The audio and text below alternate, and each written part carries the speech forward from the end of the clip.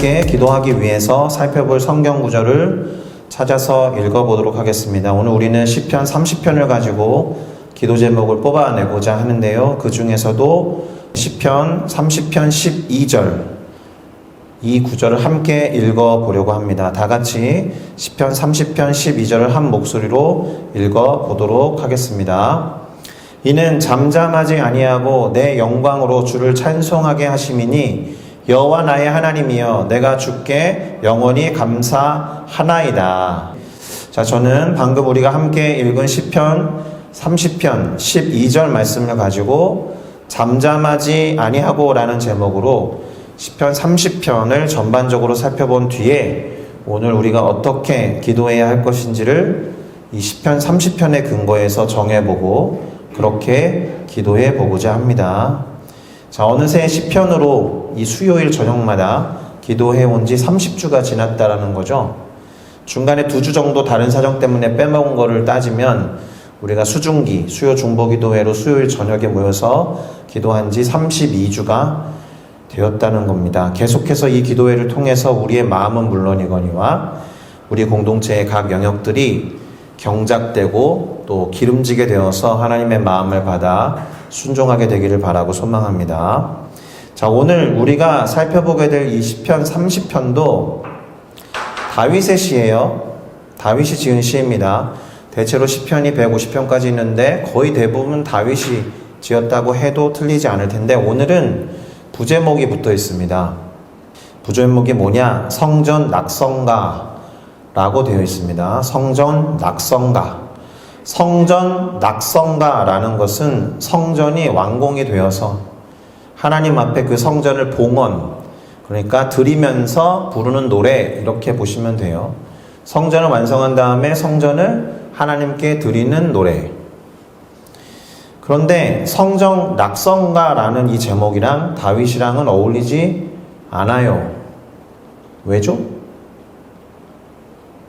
우리가 잘 알고 있듯이 잘 안다라고 믿습니다. 다윗이 성전을 짓지 못했거든요. 예, 다윗은 성전을 짓지 못하고 그의 아들 솔로몬이 지었으니까 사실은 성전 낙성가를 부를 기회가 없는 거죠, 이 사람은. 그렇죠? 다윗은 이 노래를 실제로 성전을 봉헌하면서 부를 수 있는 사람이 아닌 거예요. 성전을 아들이 지었으니까. 그러면 이 사람은 왜 이런 노래를 짓고 또 이런 노래를 불렀을까? 그럼 어떻게 했다는 건가? 마치 자신이 지어진 성전을 향하여 걸어 들어가듯이 또는 그 성전을 믿음으로 바라보면서 부른 노래라고 할 수 있습니다. 아직 존재하지 않는 성전을 향해서 그 성전에 들어갈 때 나는 이런 노래를 부를 거야. 뭐 이런 식으로 상상했을 수 있겠고 또는 하나님과 함께하는 것을 가장 큰 소망으로 갖고 있었던 사람이니까 성전의 유무는 그렇게 중요하지 않았을 테고 하나님 앞에 나아갈 때마다 불렀던 노래일 수도 있겠다는 생각이 듭니다. 그러니까 그냥 이것만 놓고 봐도 다윗은 정말 대단한 믿음 그리고 열심과 열정의 사람이 아닌가 생각이 들어요. 성전을 짓지도 않았는데 성전 낙성가를 지었으니까. 자, 오늘 이 시편 30편은 일단 네 부분으로 나누어서 살펴볼 수 있는 시편입니다. 어떻게 나누었는지를 간단하게 설명을 먼저 드리도록 하겠습니다. 시편 30편은 총 12개의 구절로 이루어져 있는데요. 12절까지 있다라는 말입니다. 그래서 1절부터 3절을 한 단락으로 묶어보고요. 4절부터 5절을 두 번째 단락, 그리고 6절부터 10절을 세 번째, 마지막으로 11절과 12절을 네 번째 단락으로 나누어서 살펴볼 수 있겠다라는 겁니다. 물론 이렇게 네 개로 구분하는 것이 절대적인 건 아니에요. 여러분들 또는 우리 모두가 말씀을 묵상할 때 주제별로 나눠보니까 이건 5개의 구절로 나뉠 것 같은데 이렇게 해도 상관없습니다. 절대적인 것이 아니고 또 학자들에 따라서도 의견이 다릅니다. 그냥 저는 내용을 들여다보니까 대체로 이 4개의 구절과 단락으로 구분될 거다라는 생각이 들어서 이 자리에서 그렇게 말씀을 드리는 겁니다. 다시 말씀드립니다. 절대적인 것은 아니에요. 자, 우선 1절에서 3절은 다윗이 성전으로 들어가면서 찬양을 결단하고 있는 내용이에요. 그가 이렇게 찬양을 결단하는 이유 세 가지를 말하면서 1절부터 3절은 찬양을 결단하는 내용을 담고 있다. 그리고 두 번째 단락인 4절과 5절은 그러니까 회중들에게 또 성도들에게 함께 찬양하자라고 권유하는 내용을 담고 있습니다.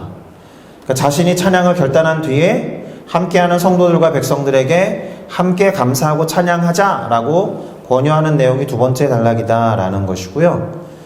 세 번째 단락인 6절과 10절은 자신이 했던 경험을 중심으로 해서 뭔가 가르침을 주는 것처럼 느껴지는 단락이에요.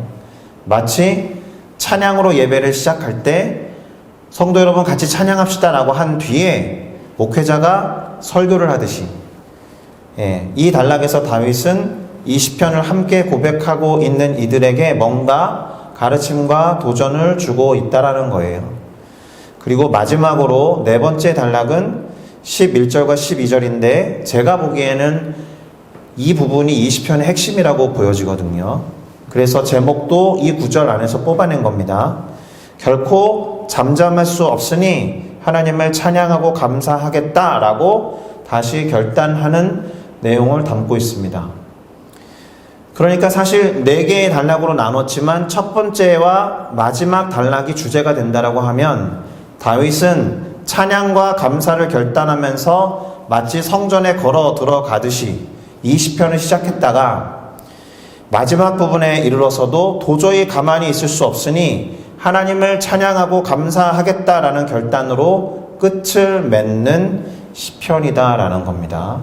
대체로 이 시편 30편 1절부터 12절까지 있었던 내용은 이렇게 요약을 해볼 수가 있습니다. 찬양과 감사로 시작해서 찬양과 감사로 마무리한다. 우리에게 도전을 줘야 된다고 생각합니다. 우리의 하루가 찬양과 감사로 시작해서 찬양과 감사로 끝이 나고 있는가? 잘 생각해 보시기를 바랍니다. 우리의 삶이 비록 태어날 때 그 울음소리가 하나님 감사합니다 이렇게 우는 게 아니었을 거겠죠? 그거는 알 수 없겠지만 어쨌든 인생을 마치고 삶을 마무리할 때 유언을 남길 때조차도 하나님께 감사하고 찬양할 수 있다라면 그분의 삶은 상당히 위대한 거라고 생각합니다.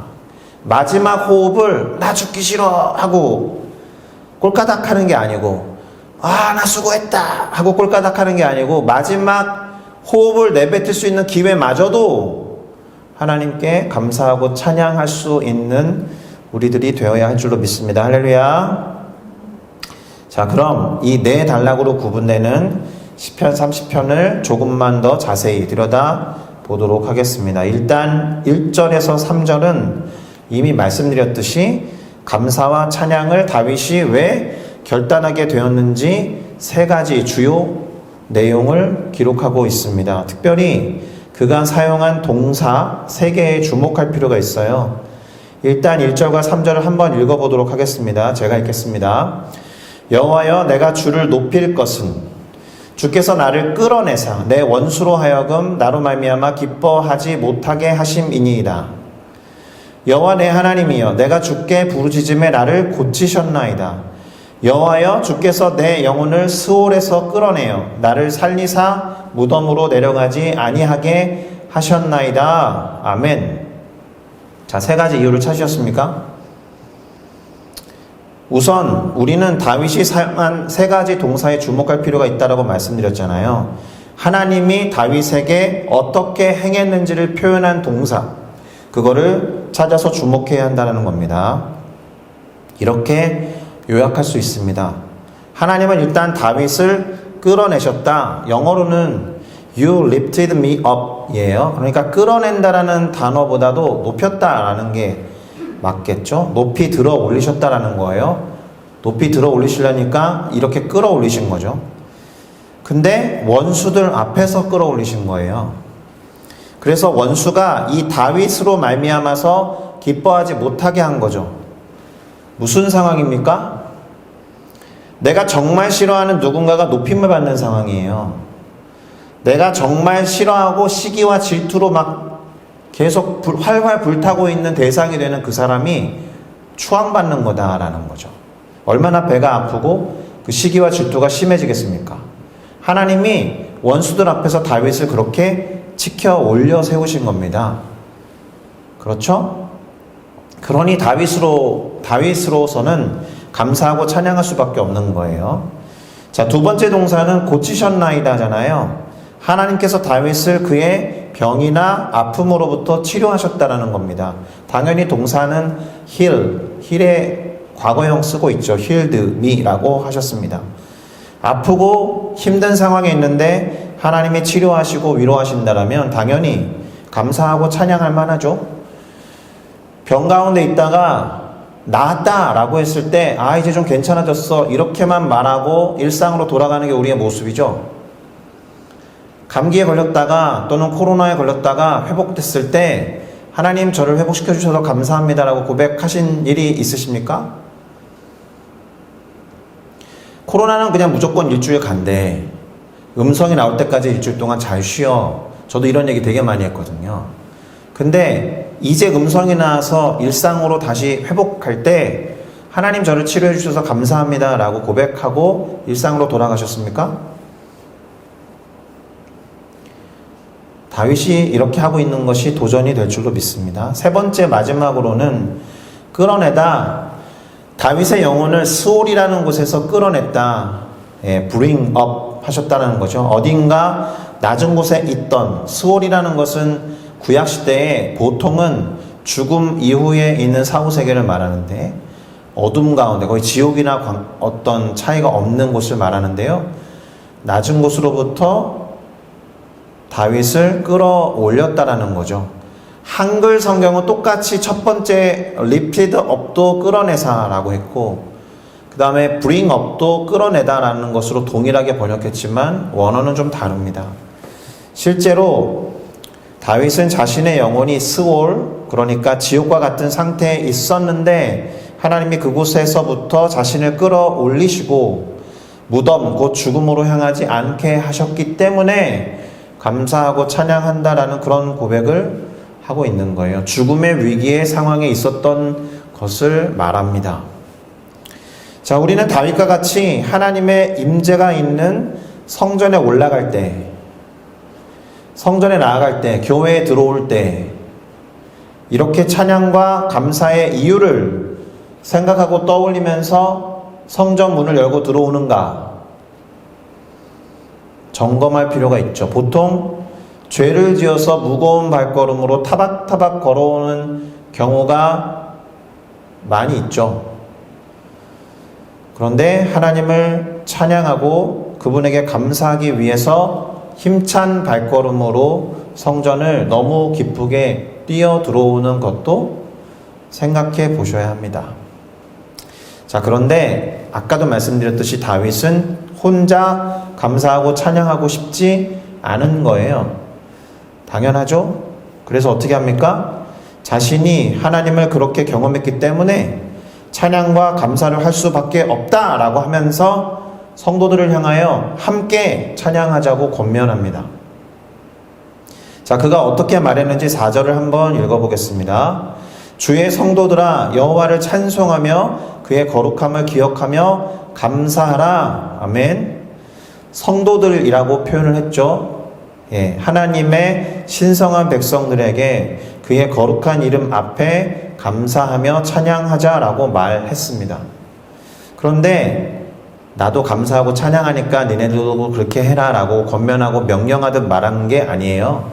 단순하게 보시면 안 됩니다. 무슨 말이냐 하면 다윗이 했던 경험 있죠. 앞에서 1절부터 3절에 나와 있었던 하나님이 자신의 원수들 앞에서 자신을 높여주신 그 경험, 그리고 아픔과 고통 가운데 있었을 때 자신을 치유하신 그 경험, 죽음으로 치닫는 삶을 그대로 내버려두지 아니하시고 잡아 끌어올려 주신 그 경험을 같이 했으면 좋겠다라는 이야기입니다.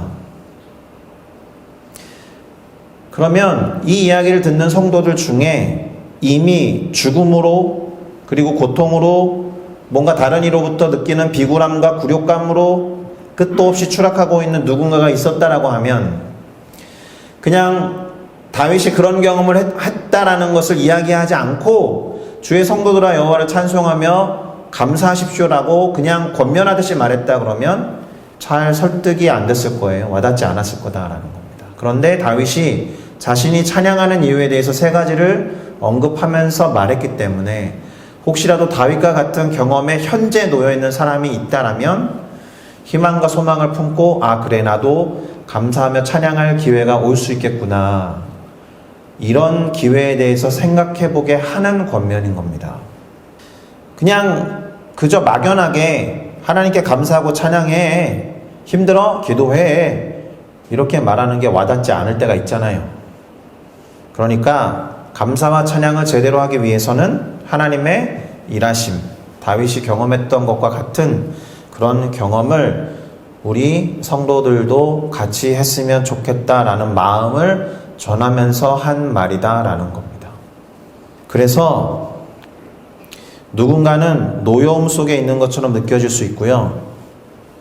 또 인생의 밤을 통과하는 것처럼 생각되기도 할 테고, 그래서 울음으로 밤을 지새울 수도 있는 거 아니에요? 그러나 다윗은 그 노여움과 비교가 되지 않는 은총에 대해서 말을 하고 있고요.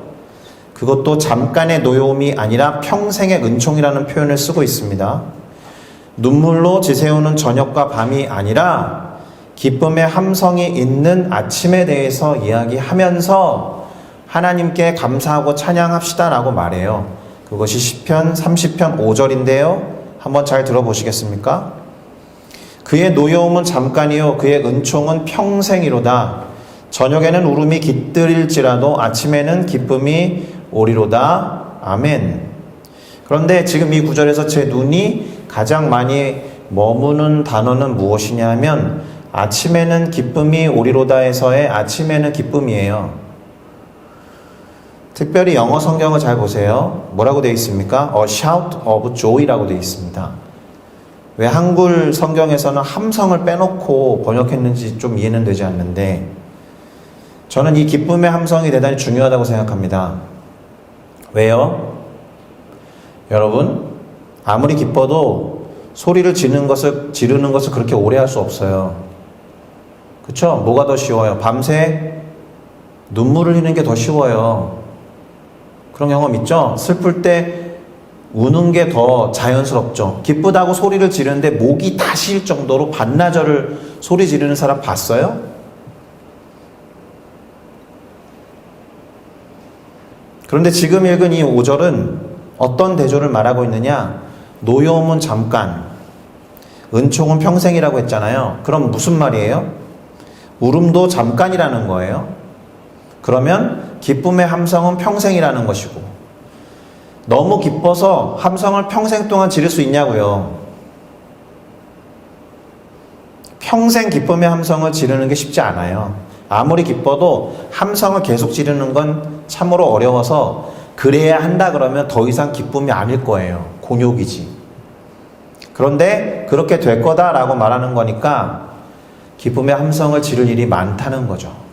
한 가지 기쁜 일로 평생 기쁨의 소리를 막 함성을 지르는 그런 경험이 아니라 기쁨의 경험이 끊임없이 주어지기 때문에 계속해서 기쁨의 함성을 지르게 되는, 그렇게 될 거다라는 확신을 주면서 같이 찬양합시다 이렇게 이야기하는 거예요. 자신이 경험한 하나님을 찬양하고 감사하겠다라고 결단한 다윗이 지금 성전에 함께 올라가는 사람들, 성전에 모여서 함께 예배하고자 있는 사람들에게 감사하며 찬양하자고 했던 건 그들에게도 이와 같은 놀라운 경험이 있기를 바랍니다. 그런 경험이 있기를 축복합니다. 라고 선포한 것과 같다라는 겁니다. 할렐루야. 그런데 6절에 이르러서 분위기가 살짝이 아니고 상당한 정도로 바뀌는 것을 볼 수 있어요. 여기까지는 참 좋았는데 6절에서 분위기가 어떻게 바뀌는지 한번 읽어보겠습니다. 내가 형통할 때에 말하기를 영원히 흔들리지 아니하리라 하였도다. 아멘을 말할 수 없는 분위기의 구절이에요. 내가 형통할 때에 말할 때는 영원히 흔들리지 아니할 거야 라고 했는데 흔들렸다는 거죠. 영원히 흔들리지 아니할 거다라고 했는데 흔들렸다는 거예요. 아니면 형통하지 않았다라는 것이거나, 그렇죠? 내가 형통할 때에 말하기를 영원히 흔들리지 아니할 거야라고 했는데 흔들렸다는 겁니다. 흔들리지 않겠다라고 했으나 나는 움직였다. 영어 성경 그렇게 번역해놨죠? 흔들렸다. 결코 견고하지 않았다. 그럼 다윗이 왜 흔들렸을까요? 아까 말했듯이 형통하지 않아서? 아니에요. 그가 7절에서 왜 흔들렸는지 이유를 말합니다. 한번 읽어볼게요. 여호와여 주의 은혜로 나를 산같이 굳게 세우셨더니 주의 얼굴을 가리심에 내가 근심하였나이다. 역시나 아멘이라고 답할 수 없는 구절이에요. 주께서 당신의 얼굴을 가리셨을 그때에 다윗이 근심했다라는 거예요. 형통 유무와 상관없어요. 주님이 얼굴을 가리셨을 때, 주님의 얼굴을 볼 수 없었을 때 이 사람은 흔들린 겁니다. 주의 은혜로 나를 산과 같이 굳게 세우셨으나 하나님의 얼굴을 내가 볼 수 없었을 그때에 나는 근심하면서 흔들리고 말았다, 이 얘기예요. 하나님이 당신의 얼굴을 가리신다면 그거 형통 아니죠. 그리고 안절부절 뭐 하지 못하겠죠. 그래야 돼요. 안정감의 이유가 되는 하나님의 얼굴이 보이지 않을 때 흔들려야 됩니다. 그게 마땅한 반응이에요. 자, 그러면 하나님이 우리의 얼굴을 볼 수 없을 때, 다시 말할게요. 우리가 하나님을 보지 않을 때 하나님도 안절부절하지 못할까? 하나님도 흔들리실까? 흔들림의 정도의 비교가 되지 않을 만큼 슬프시겠죠. 우리가 하나님의 얼굴을 구하지 않을 때, 다윗은 하나님의 얼굴을 구할 수 없을 때, 하나님의 얼굴을 볼 수 없을 때, 하나님께서 얼굴을 가리셨다라고 생각했을 때 근심했다라는 겁니다. 다윗에게 하나님이 얼굴을 가리지 않으시는 것이 진정한 형통이었던 거예요. 맞죠? 하나님이 없는 형통이 형통일 리가 없잖아요. 하나님이 얼굴을 보이시고 함께 하시는 것이 형통인 줄로 믿습니다. 할렐루야. 자, 심지어 다윗은 하나님이 얼굴을 가리셨을 때를 무덤에 내려가는 것 같았다라고 고백합니다. 그러니 부르짖고 간구할 수밖에 없는 거죠. 뭐라고 부르짖고 간구했는지 한번 볼까요? 10절입니다. 여호와여 들으시고 내게 은혜를 베푸소서. 여호와여 나를 돕는 자가 되소서 하였나이다. 이 구절에는 아멘을 외칠 수 있죠. 주님을 간절히 부르면서 은혜를 베풀어 달라. 그리고 부르짖음을 들으시고 은혜를 베풀어 달라, 이렇게 외친 거예요. 그리고 대단히 인상적인 구절이 하나 나오는데, 나를 돕는 자가 되어주세요.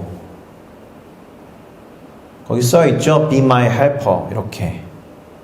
그냥 도와달라는 말보다 돕는 자가 되어달라는 말이 중요해요. 도와달라고 말하면 도와줄 수도 있고 안 도와줄 수도 있어요. 그런데 어떤 존재가 돕는 이로서 있는 거라면 100% 도와주는 거죠. 이렇게 기도하면 참 좋을 것 같아요. 하나님 날 도와주세요 라기보다도 하나님 저의 돕는 자가 되어주세요. 여담이지만 하나님이 남자에게 여자를 만들어 주실 때 남성의 돕는 배필로 만드셨죠. 그러니까 혹자들은 여성의 보조적인 역할을 강조합니다. 이 구절을 가지고. 그러나 그렇지 않아요. 돕는 이가 훨씬 강한 겁니다. 여성이 남성보다 강한 거예요.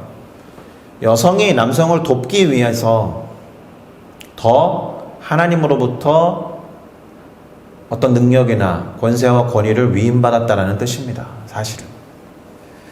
도울 수 있는 능력과 성품을 가진 자로 애초부터 여성을 하나님이 그렇게 만드신 겁니다. 그러니까 이 자리에 있는 형제 여러분, 자매 여러분들을 존중해야 할 줄로 믿습니다. 자, 또요. 돕는 자를 다른 말로 표현하면 보혜사라고 해요. 보혜사. 그래서 성령을 보혜사라고 표현합니다. 도우시는 이로서, 보혜사로서 우리와 함께 하시는 성령을 의지하는 거죠. 왜냐하면 그분의 역할이 돕는 이로 우리 옆에 있는 거예요. 그러니까 이미 함께 하시니까 함께 해달라는 기도보다 뭘 먼저 해야 돼요? 의지하는 기도를 하는 거죠. 제가 성령을 의지합니다. 이런 고백으로 족하다. 할렐루야. 자, 이렇게 부르짖은 다윗의 기도와 간구에 하나님이 응답하셨죠. 그래서 잠잠할 수 없는 겁니다, 이 사람이. 11절과 12절을 마저 읽겠습니다. 주께서 나의 슬픔이 변하여 내게 춤이 되게 하시며 나의 베옷을 벗기고 기쁨으로 띠를 띄우셨나이다.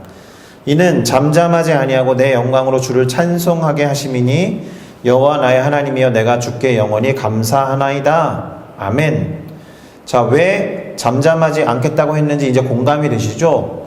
그 시편 30편 1절부터 10절까지 쭉 읽어 나가면서 이해를 했기 때문에 왜 이 사람이 11절과 12절에서 이렇게 반응하는지 공감이 될 겁니다. 정말로 밤처럼 기뻤던 슬픔, 하나님이 침묵하시는 것 같고 노여워하시는 것 같은 절망 속에 있었는데, 심지어 얼굴을 드러내지 아니하셔서 안절부절하지 못했었는데 은혜를 베푸시고 돕는 이가 되어 주십시오라고 했던 그의 기도와 간구에 하나님의 응답하시고 다윗을 높여주셨고 치유해 주셨고 스올 곧 죽음의 위기에서 끌어올리셨기 때문에 어떻게 찬양과 감사를 안 할 수 있겠습니까? 어떻게 잠잠히 있을 수 있겠습니까? 어떻게 춤을 추지 않을 수 있겠습니까? 어떻게 기쁨의 함성을 안 지를 수 있겠습니까? 그러니 함께 감사하고 함께 찬양하자라고 말하는 거예요, 이 사람이. 바로 이런 내용을 담고 있는 시편이 시편 30편이었습니다. 자, 그럼 우리는 무엇을 생각해야 할까요? 우선 이 질문을 던져야겠죠? 우리는 성전 또는 교회에 올 때 어떤 마음으로 오는가? 의무감? 다소 억지로 오고 있지는 않는가? 아니면 죄에 사로잡혀서 매우 죄송한 마음으로 고개를 들지 못하고 무거운 발걸음으로 터벅터벅 걸어오는 것은 아닌가? 바라기는 어때야 될 것 같아요? 하나님을 찬양하고 그분에게 감사할 수 있는 것들, 건덕지들을 많이 들고 기쁜 마음으로 성전에 오셔야 하는 거예요. 죄를 해결하기 위해서 성전에 오던 시대가 아닙니다. 죄에 대해서는 예수 그리스도께서 이미 해결하셨기 때문에 우리의 모든 삶에서의 승리를 가지고 영광을 올려드리기 위해서 성전에 오셔야 하는 겁니다. 하루의 삶이 그래야 해요. 그래서 처음에 시작했다 그랬잖아요. 감사와 찬양으로 시작해서 마무리할 때도 감사와 찬양으로 마무리할 수 있기를 바란다고. 이 말은 시퍼렇게 살아계신 하나님을 마음껏 체험하고 와야 한다는 말입니다. 두 번째 질문은 누군가에게 함께 찬양하고 감사하자고 말할 수 있는 이유와 근거를 갖고 계신가? 첫 번째하고 연결되는 거니까 유사한 질문인 것 같은데요. 내가 경험한 하나님이 살아계시기 때문에 그것을 모르는 사람에게 권하고 전할 수 있는가? 이 질문이에요. 전도라는 표현을 쓰지 않고 전도에 대해서 이야기하는 질문입니다.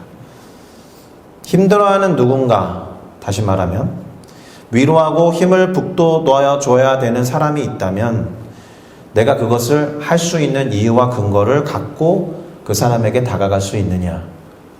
내가 경험한 하나님이 그렇게 당신을 치유하고 높이 올려주시고 끌어올려 주실 겁니다 라고 말할 수 있는 경험이 있는가? 마지막으로 잠잠하지 않고 간증하면서 말할 수 있는 하나님 경험이 있는가? 지금 하나님에 대해서 말하고 나눌 수 있는 체험을 갖고 계세요? 가장 최근의 경험은 무엇이에요? 옛날에 이 자리에 나와서 간증한 적이 있지, 이거 말고 오늘 간증할 수 있는 하나님이 있어요? 오늘 간증할 수 있는 하나님을 경험하셨습니까? 그래서 이 자리에 올 때 무거운 발걸음이 아니라 그 하나님을 어떻게든 자랑하고 찬양하고 감사하기 위해서 가벼운 발걸음으로 기쁘게 왔느냐? 자, 어떻게 이 세 가지 질문에 답하시겠습니까? 이 질문에 답하는 기도의 시간이 되기를 바랍니다. 이 질문에 답하면서 어떤 새로운 결단과 다짐이 있게 되기를 예수님의 이름으로 축복합니다. 할렐루야. 그래서 어떻게 기도해야 할까요? 첫 번째는 찬양과 감사의 이유가 되는 여러 가지 하나님과의 경험을 쌓는 삶을 위해서 기도해야 할 줄로 믿습니다. 이 말은 민감해져야 된다는 거예요. 하나님이 일하고 계신다는 것을 알아차릴 수 있어야 한다는 거예요. 두 번째, 잠잠하지 않고 간증이 넘쳐남으로 인해서 하나님을 자랑하며 높이는 찬양과 예배의 회복을 위해서 기도해야 돼요. 우리 교회 성도님들이 주일마다 또는 수요일마다 또는 새벽마다 예배에 나오는 이유가 뭔가를 얻기 위해서, 기도하기 위해서, 기도의 제목의 응답을 위해서 오는 것도 괜찮은데 그거 없어도, 그거 응답되지 않아도 다른 영역에서 하나님을 마음껏 경험함으로 인해서 잠잠할 수 없어서, 가만히 앉아있을 수 없어서 교회에 나와서 예배하고 찬양하는 가벼운 발걸음으로 왔으면 좋겠습니다. 세 번째, 돕는 자가 되어서 누군가를 위해서 기도하는 우리들이 되도록, 하나님 저의 돕는 자가 되어주세요 라는 기도 하라고 시편 기자가 말하고 있는데, 반대로 누군가에게 내가 돕는 자가 되기를 원합니다. 반대로 말하면 하나님 제 주변에 좋은 사람들이 많았으면 좋겠습니다 라는 기도 이전에 하나님 제가 많은 사람들에게 좋은 사람이 되고 싶습니다 라고 기도하라는 겁니다. 자, 이렇게 기도하면 좋겠습니다. 제가 기도하고 찬양 한 곡 부른 다음에 이 기도 제목을 놓고 오늘 기도를 하겠습니다. 오늘 설교가 좀 길었는데요, 기도를 압축해서 집중적으로 하면 될 거다라고 생각합니다. 같이 기도합니다.